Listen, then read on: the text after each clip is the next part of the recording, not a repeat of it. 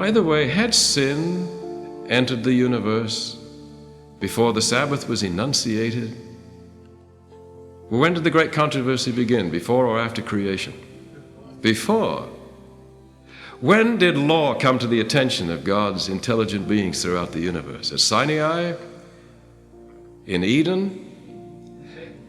Yes, and Ellen White has the stunning statement that it came to the angels as something unthought of that there should be any law. Because before sin came in, there was no need to say to angels, don't kill or don't steal or don't commit adultery or however it was expressed to them then in an appropriate way. The law as we have it is phrased for our needs, our human needs. How do you tell an angel, don't commit adultery? But the law of God, the basic law of love, which is the law of life, began to be enunciated to the angels. And it came to them as a surprise there should be any law, because before then they did what was right because it was right. It was natural for them to do what was right.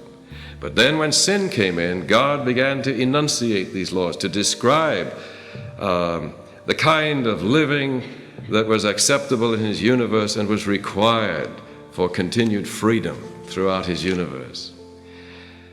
At Sinai, it was enunciated in the way that we know as the Ten Commandments. They could all be summed up in the law of love, couldn't they, actually? But the law of love and life was tailored to our needs. To hurt us, to confuse us, or because we needed the law. What has been the effect of the law in your own life? Now, not just the Ten Commandments, but all God's laws, all his rules and regulations. How about laws about health and a lot of other things? How about laws on the highway? Does the highway department put up stop signs just to show the authority of the city fathers and to deprive us of our freedom? Just to show that there's somebody in authority there, so they put up stop signs here and there around town? Or do they put the stop signs at busy intersections to keep us from killing ourselves? Now, it's a nuisance to have them there, but have you ever tried exercising your freedom in a busy intersection? And just barrel right through and you die right there defending your right of way.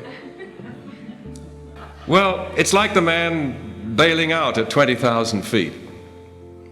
And the law of the sergeant on the ground begins to annoy him. And he thinks, I've been told all this time I have to pull the ripcord, and that has annoyed me so. This time I will exercise my freedom and I will not pull the ripcord. And a little later he hits the ground and he's lost his freedom forever. Wouldn't he be much wiser to pull the ripcord and remain free to fly again another day? That law was not to deprive him of his freedom, but to help him keep his freedom. How have you found the laws of God? Don't we do this with a little child? When he's tiny, we not only tell him, don't run out on the road, you might get run over by a truck. He's not even old enough to understand that. We even put him in a playpen. To deprive him of his freedom? Well, it's quite a sight to see a little child rattling the bars of his playpen wanting to get out, He feels this infringement. Are you being cruel to put him in there? Shouldn't you honor his freedom and put him right out there on the sidewalk? Tell him, you're free, you're responsible, you can think it through, you're mature, little 1.5-year-old, you can play on the street if you want. What kind of a parent is that?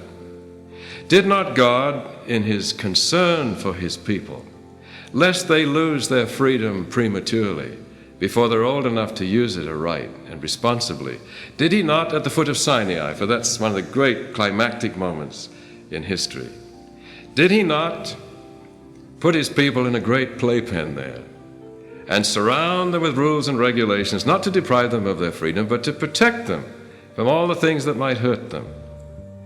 And to continue the picture, for me, he not only put them in this playpen to protect them, these rules and regulations, but he even prepared a sandbox for them. And he put a little toy tabernacle in it, as it were. I mean, compared with what's in heaven, it was just like what we use in Cradle Roll, wasn't it? And here were little cardboard priests and altars and all these other things. Sometimes we think what's in heaven is just like that. It's infinitely greater than that. Not denying God might use visual aids for the other beings in the universe. But heaven's temple is so great that 10,000 times 10,000 can gather there and watch the investigative judgment. Heaven is my throne, the earth is my footstool. What house will you build for me, says the Lord. I want heaven to be adequate for our infinite God. But the message comes through, doesn't it, from the sandbox? Some people want to spend the rest of their lives in the playpen, playing at the sandbox. And they prefer the voice of authority from the mountain. They feel more secure with this. And Paul says, it grieves me to find several years later that you're still there, cowering in your playpen, waiting for somebody to tell you what to do, still children, easily swayed and swung to and fro by every wind of doctrine, by the trickery of men with their ingenuity in inventing error. By now, he said, you should have grown up. In Hebrews, you remember, have your faculties trained by practice to distinguish good from evil. We were never intended to stay there in the playpen at the sandbox. Now, our church advanced from the sandbox, didn't it, when it read Hebrews and put it with Leviticus. We came to see the larger view. But sometimes we still get preoccupied with the details, rather than this great truth about God answering these questions, these charges, these accusations before the presence of the whole universe. Sometimes we make the investigative judgment almost a sort of an accounting procedure. God is dealing with real people who have real questions as our cases are presented one by one before our future neighbors and friends. And Satan accuses us, and Christ defends us. This is for real, and it's very gripping. That's what the sandbox represented. We're supposed to grow up, as Elijah did when he finally realized that God wanted to talk to him as a still small voice. Moses grew up, and God could talk to him face to face as a man speaks to his friend directly. And by, Jesus could talk plainly to the disciples, you remember? Now he said, I'll tell you about the Father plainly and not in parables.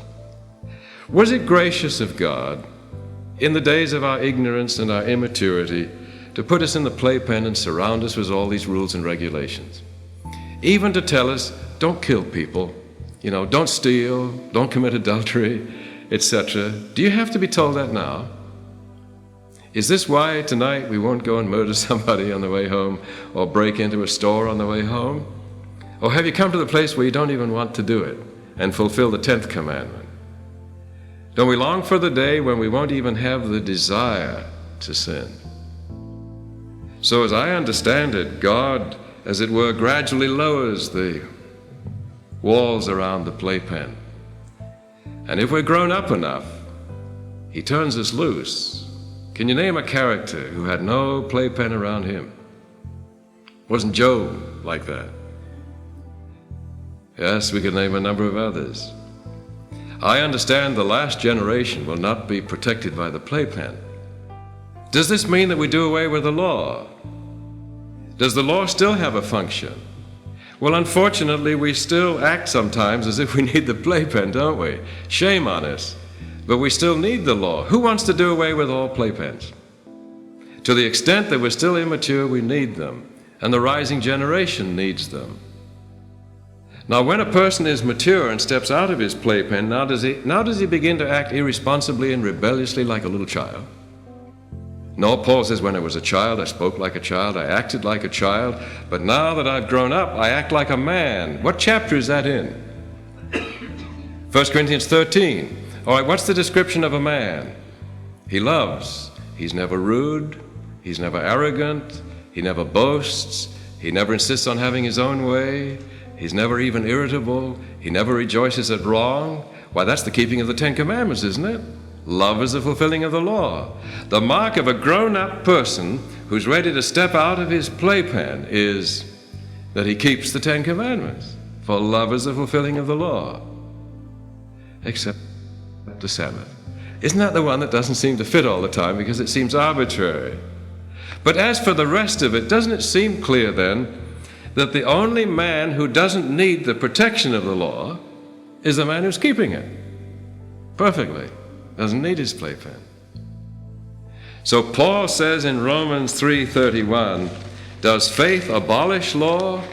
God forbid. Faith establishes law. Because those of us who regard God with gratitude, love, wonder, admiration for his wise and gracious ways, understand God's use of law, which he added in our behalf, And we, folk of faith, confirm the goodness of the law. And so it says faith establishes law by putting it in its proper perspective. Did God give us the law to deprive us of our freedom or to keep us from losing our freedom prematurely before we were old enough to use it aright? Now, since God does not wish to be seen as legalistic and arbitrary, since God knew that Satan loves to picture him as legalistic and arbitrary, did not God run a serious risk every time he added another law? He knew we needed these laws. Therefore, he was willing to run the risk, and he added law upon law. As we went on misbehaving, more laws to protect us. Since God doesn't want to be seen as legalistic, was it not gracious of him to run this risk by giving us the laws that we needed?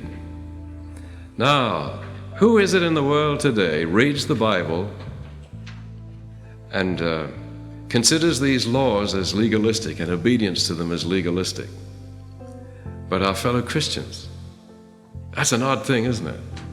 Isn't it odd that it is our fellow Christians, even the very close ones to us, that want to throw away at least part of these laws? Whereas it seems to me that the one who accepts Christ and accepts Jesus' message, if you've seen me, you've seen the Father, and accepts Jesus' message, if you knew the truth would set you free, also is prepared to understand how such a gracious God could make such use of law. And Jesus said, I haven't come to destroy the Old Testament, the law and all. I've come to explain it.